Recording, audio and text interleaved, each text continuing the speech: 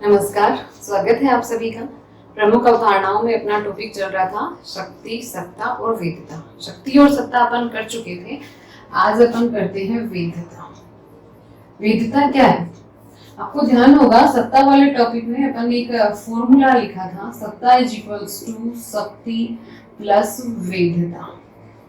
वेदता शक्ति और सत्ता के बीच की एक कड़ी है, यानी कि वेदता ही वो गुण है जो कि शक्ति को सत्ता में बदलता है, यानी कि शक्ति को सहमति प्रदान करवाता है। तो सबसे पहले अपन इसका शाब्दिक अर्थ समझते हैं। ये लैटिन भाषा का शब्द है लेजिटिमस, उससे बना है। इस लेजिटिमस का अर्थ होता है लॉफुल या फिर वैधानिक। यह है वेदता का शाब्दिक अर्थ। वेदता को एक दूसरा वर्ड और भी है जिसको कहा जाता है औचित्य पूर्णता। वेदता को स्पष्ट करता हुआ एक और मतलब कि कथन है जिसे अपन समझ सकते हैं कि आखिर वेदता है क्या। वेदता वो कारण है जिसकी वजह से लोग किसी भी शक्ति को स्वीकार कर लेते हैं, किसी भी सत्ता को स्वीकार कर लेते हैं, वो कारण है वेदता।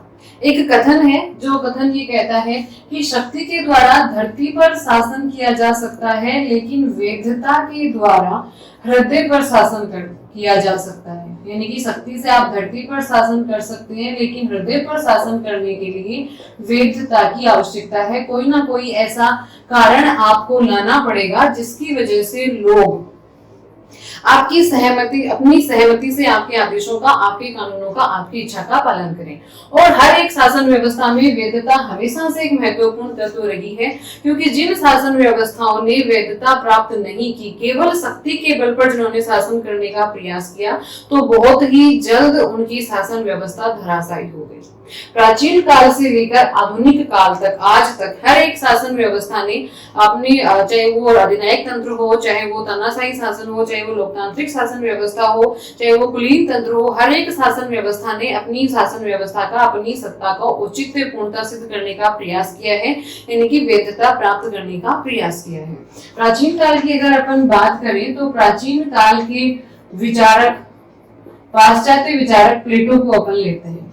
प्लेटो ने दार्शनिक शासन के सिद्धांत दिया था कि जो दार्शनिक शासक होंगे उनके पास सर्वोच्च सत्ता रहेगी। ठीक है, कि सर्वोच्च सत्ता किसके पास रहेगी? दार्शनिक शासन के पास। लेकिन इन्होंने यहाँ पे देखिए वेदता का प्रयास किया। क्या प्रयास किया इन्होंने? कि बाकी वर्ग इस सर्वोच्च सत्ता को, दार्शनिक शासकों के सर्वोच्च सत्ता को स्वीकार कर ले, इसके लिए इन्होंने एक झूठ का प्रचार किया। इन्होंने ये कहा कि प्रत्येक व्यक्ति है वो सभी को ईश्वर ने बनाया है, लेकिन कुछ लोग स्वर्ण से बने होते हैं, कुछ लोग रजत से बने होते हैं और कुछ लोग पीतल से बने होते हैं। इसलिए ये दार्शनिक शासक है ना, ये स्वर्ण से बने हैं, इसलिए सत्ता इन्हीं के पास रहनी चाहिए, ताकि लोग दार्शनिक शासकों के शासन को अपनी सहमति से, अपनी इच्छा से स्वीकार कर लें कि भाई ठीक है, हम स्वर्ण से नहीं बने इसलिए हम शासक नहीं बन सकते। तो इस प्रकार से इन्होंने एक कहें कि अधिनायकवादी शासन व्यवस्था में भी वेदता सिद्ध करने का प्रयास किया। फिर इसके बाद में अगले विचारक आते हैं अरस्तु। तो अरस्तु ने संवैधानिक शासन को अपनी वेदता का आधार बनाया। इसी प्रकार अपन भारतीय विचारकों की तरफ चले तो भारतीय विचारकों में मनु और कौटिल्य, इन दोनों ने राजा या स्वामी के अधिकारों को किस आधार पर वेद ठहराया? जनता के प्रति कर्तव्य पालन को, कि जनता के प्रति कर्तव्य पालन राजा करेगा, इसलिए तब उसकी सत्ता वेद है, उसकी शक्ति वेद है, शक्ति का पालन करना उसका आधार है। ये हो गई अपनी प्राचीन काल में वेदता। अब अपन बात करते हैं अपनी वेदता मध्य काल में, कि मध्य काल में किस आधार पर वेदता प्राप्त करने का प्रयास किया जाता था। ऐसा कौन सा कारण दिया जाता था जिस कारण से लोग अपनी इच्छा से ही सत्ता का पालन कर लें, सत्ता को स्वीकार कर लें, राजा की शासन व्यवस्था को मान लें। तो मध्य काल में मैंने पहले भी बताया था, धर्म का बोलबाला था। यहाँ देवीय आधार, राज्य को और देवीय आधार पर वेदता का कारण बनाया गया, वेदता का आधार बनाया गया। क्या बताया गया? कि जो अपना राज्य है ना वो ईश्वर ने बनाया है, और राज्य को, और जो राजा है वो ईश्वर का ही प्रतिनिधि है। इसलिए हमें उस राज्य के नियमों का पालन करना चाहिए, राजा के आदेशों का पालन करना चाहिए। यानी कि मध्य काल में और अपनी जो वेदता का आधार था वो था राज्य का देवीय स्वरूप। इट्स इम्पोर्टेंट, याद रखनी है ये बात। अब आगे आते हैं आधुनिक काल में। तो ये जो राज्य का देवीय स्वरूप था वो चलता रहा जॉन लोक तक।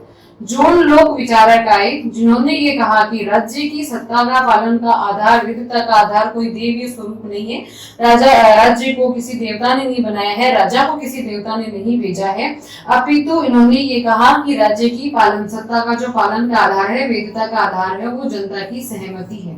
सभी लोगों ने आपस में मिलकर एक समझौते के द्वारा राज्य को बनाया है, इसलिए लोगों की सहमति के द्वारा उस राज्य की सत्ता का, शासन का पालन किया जाएगा, उसको स्वीकार किया जाएगा। तो इन्होंने वेदता का आधार जॉन लोक ने सबसे पहले बनाया, सहमति। फिर अपन रूसों की बात करते हैं। रूसों ने वेदता का आधार बनाया लोकप्रिय प्रभु सत्ता या लोकप्रिय संप्रभुता।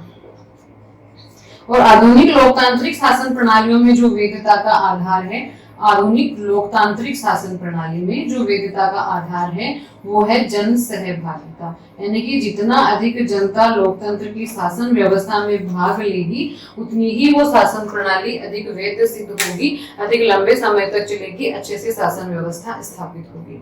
तो देखिए वेदता तत्व समझ में आया हम सबको। शक्ति को जो सत्ता बना दे, यानी कि शक्ति का तो पालन किया जाता था डराकर धमकाकर इच्छा के विरुद्ध, लेकिन उसी शक्ति का पालन हम अपनी इच्छा से करने लग जाएं तो वो कारण जो पैदा करती है ना वो वेदता है। कि किस वजह से हम किसी सत्ता का पालन कर रहे हो, वो कारण पैदा करती है वेदता, और इसलिए फिर वो शक्ति बन जाती है सत्ता। वेदता जिसकी वजह से लोगों के हृदय पर शासन किया जाता है। तो हम सब जानते हैं कि परिस्थितियां बदलती हैं, वक्त बदलता है और लोगों की शासन व्यवस्था से आकांक्षाएं और चाहत भी बदलने लगती हैं। तो लोगों की आकांक्षाओं और चाहत के अनुरूप जिन शासन व्यवस्थाओं ने अपने रूप को बदल लिया, जिन शासन व्यवस्थाओं ने लोगों की इच्छाओं के अनुरूप वेदता प्राप्त कर ली, वो शासन व्यवस्थाएं बनी रही। और जो शासन व्यवस्थाएं लोगों की आकांक्षाओं के अनुरूप, परिस्थितियों के अनुरूप नहीं बदल पाई, अपनी वेदता को सिद्ध नहीं कर पाई, अपनी शासन व्यवस्था को औचित्यपूर्ण सिद्ध नहीं कर पाई, वो समाप्त हो गई, खत्म हो गई। तो ये अपना टॉपिक था वेदता। धन्यवाद।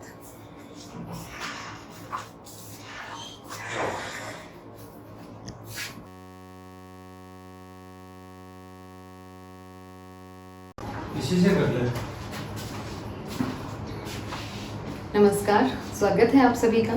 प्रमुख अवधारणाओं में अपना टॉपिक चल रहा था शक्ति, सत्ता और वेदता। शक्ति और सत्ता अपन कर चुके थे, आज अपन करते हैं वेदता। वेदता क्या है? आपको ध्यान होगा सत्ता वाले टॉपिक में अपन एक फॉर्मूला लिखा था, सत्ता इज इक्वल्स टू शक्ति प्लस वेदता। वेदता शक्ति और सत्ता के बीच की एक कड़ी है, यानी कि वेदता ही वो गुण है जो कि शक्ति को सत्ता में बदलता है, यानी कि शक्ति को सहमति प्रदान करवाता है। तो सबसे पहले अपन इसका शाब्दिक अर्थ समझते हैं। ये लैटिन भाषा का शब्द है लेजिटिमस, उससे बना है। इस लेजिटिमस का अर्थ होता है लॉफुल या फिर वैधानिक। ये है वेदता का शाब्दिक अर्थ। वेदता को एक दूसरा वर्ड और भी है जिसको कहा जाता है औचित्य पूर्णता। वेदता को स्पष्ट करता हुआ एक और मतलब कि कथन है जिसे अपन समझ सकते हैं कि आखिर वेदता है क्या। वेदता वो कारण है जिसकी वजह से लोग किसी भी शक्ति को स्वीकार कर लेते हैं, किसी भी सत्ता को स्वीकार कर लेते हैं, वो कारण है वेदता।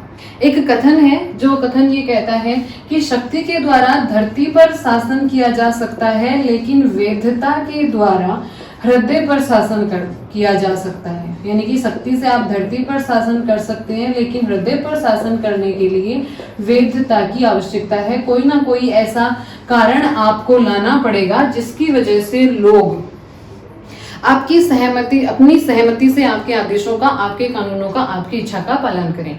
और हर एक शासन व्यवस्था में वैधता हमेशा से एक महत्वपूर्ण तत्व रही है, क्योंकि जिन शासन व्यवस्थाओं ने वैधता प्राप्त नहीं की, केवल शक्ति के बल पर जिन्होंने शासन करने का प्रयास किया, तो बहुत ही जल्द उनकी शासन व्यवस्था धराशायी हो गई।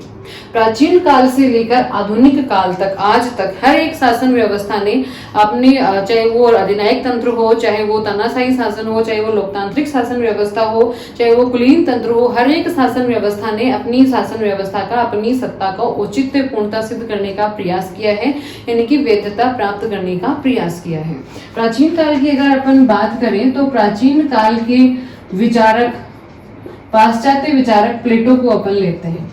प्लेटो ने दार्शनिक शासन के सिद्धांत दिया था कि जो दार्शनिक शासक होंगे उनके पास सर्वोच्च सत्ता रहेगी, ठीक है, कि सर्वोच्च सत्ता किसके पास रहेगी, दार्शनिक शासन के पास। लेकिन इन्होंने यहाँ पे देखिए वैधता का प्रयास किया। क्या प्रयास किया इन्होंने, कि बाकी वर्ग इस सर्वोच्च सत्ता को, दार्शनिक शासकों के सर्वोच्च सत्ता को स्वीकार कर ले, इसके लिए इन्होंने एक झूठ का प्रचार किया। इन्होंने ये कहा कि प्रत्येक व्यक्ति है वो सभी को ईश्वर ने बनाया है, लेकिन कुछ लोग स्वर्ण से बने होते हैं, कुछ लोग रजत से बने होते हैं और कुछ लोग पीतल से बने होते हैं। इसलिए ये दार्शनिक शासक है ना, ये स्वर्ण से बने हैं, इसलिए सत्ता इन्हीं के पास रहनी चाहिए, ताकि लोग दार्शनिक शासकों के शासन को अपनी सहमति से, अपनी इच्छा से स्वीकार कर लें कि भाई ठीक है, हम स्वर्ण से नहीं बने इसलिए हम शासक नहीं बन सकते। तो इस प्रकार से इन्होंने एक कहें कि अधिनायकवादी शासन व्यवस्था में भी वैधता सिद्ध करने का प्रयास किया। फिर इसके बाद में अगले विचारक आते हैं अरस्तु। तो अरस्तु ने संवैधानिक शासन को अपनी वैधता का आधार बनाया।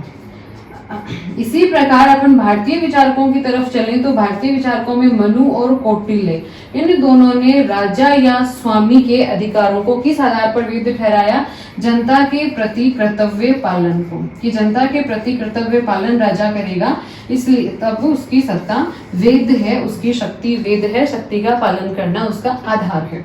ये हो गई अपनी प्राचीन काल में वैधता।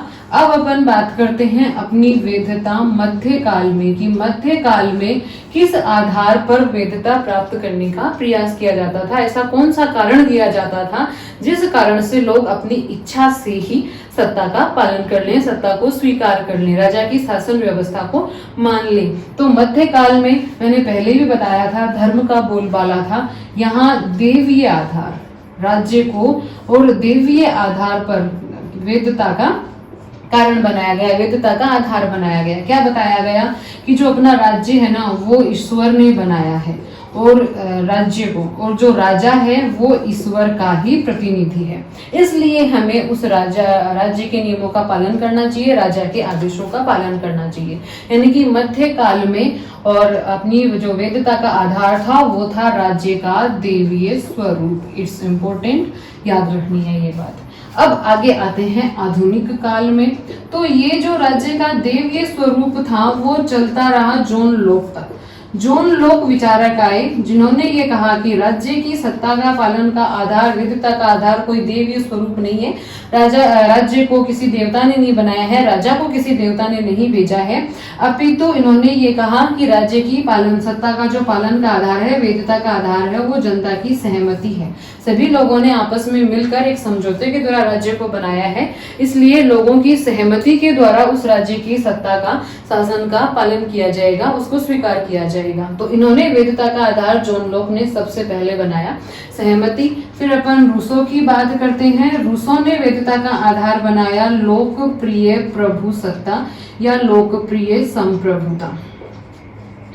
और आधुनिक लोकतांत्रिक शासन प्रणालियों में जो वैधता का आधार है, आधुनिक लोकतांत्रिक शासन प्रणाली में जो वैधता का आधार है वो है जन सहभागिता, यानी कि जितना अधिक जनता लोकतंत्र की शासन व्यवस्था में भाग लेगी उतनी ही वो शासन प्रणाली अधिक वैध सिद्ध होगी, अधिक लंबे समय तक चलेगी, अच्छे से शासन व्यवस्था स्थापित होगी। तो देखिए वैधता तत्व समझ में आया हम सबको। शक्ति को जो सत्ता बना दे, यानी कि शक्ति का तो पालन किया जाता था डराकर धमकाकर इच्छा के विरुद्ध, लेकिन उसी शक्ति का पालन हम अपनी इच्छा से करने लग जाएं तो वो कारण जो पैदा करती है ना वो वैधता है, कि किस वजह से हम किसी सत्ता का पालन कर रहे हैं, वो कारण पैदा करती है वैधता, और इसलिए फिर वो शक्ति बन जाती है सत्ता। वेदता जिसकी वजह से लोगों के हृदय पर शासन किया जाता है। तो हम सब जानते हैं कि परिस्थितियां बदलती हैं, वक्त बदलता है और लोगों की शासन व्यवस्था से आकांक्षाएं और चाहत भी बदलने लगती हैं। तो लोगों की आकांक्षाओं और चाहत के अनुरूप जिन शासन व्यवस्थाओं ने अपने रूप को बदल लिया, जिन शासन व्यवस्थाओं ने लोगों की इच्छाओं के अनुरूप वेदता प्राप्त कर ली, वो शासन व्यवस्थाएं बनी रही। और जो शासन व्यवस्थाएं लोगों की आकांक्षाओं के अनुरूप, परिस्थितियों के अनुरूप नहीं बदल पाई, अपनी वेदता को सिद्ध नहीं कर पाई, अपनी शासन व्यवस्था को औचित्यपूर्ण सिद्ध नहीं कर पाई, वो समाप्त हो गई, खत्म हो गई। तो ये अपना टॉपिक था वेदता। धन्यवाद।